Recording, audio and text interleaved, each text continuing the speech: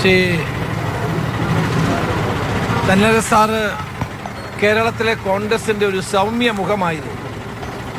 മണ്ഡലം പ്രസിഡന്റ് സ്ഥാനത്ത് നിന്ന് ആരംഭിച്ച് KPCC പ്രസിഡന്റായി നിരവധി തവണ പ്രവർത്തിച്ച് കേരളത്തിലെ കോൺഗ്രസ്സുകാർക്ക് മുഴുവൻ സ്വീകാര്യനായ, ജനങ്ങൾക്ക് മുഴുവൻ ഇഷ്ടപ്പെട്ട ഒരു നേതാവായിട്ട് നമുക്ക് തെന്നല സാറിനെ വിലയിരുത്താൻ കഴിയുന്നതാണ്.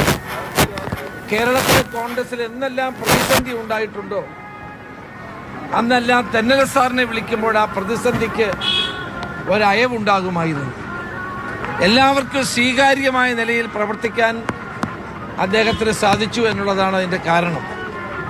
ഒരു സമ്പന്ന കുടുംബത്തിൽ ജനിച്ച് ആ കുടുംബത്തിലെ വസ്തുവകകൾ പോലും വിറ്റ് പാർട്ടിക്ക് വേണ്ടി പ്രവർത്തിച്ച സത്യസന്ധനായ ഒരു രാഷ്ട്രീയ നേതാവായി നമുക്ക് അദ്ദേഹത്തെ വിലയിരുത്താൻ കഴിയും.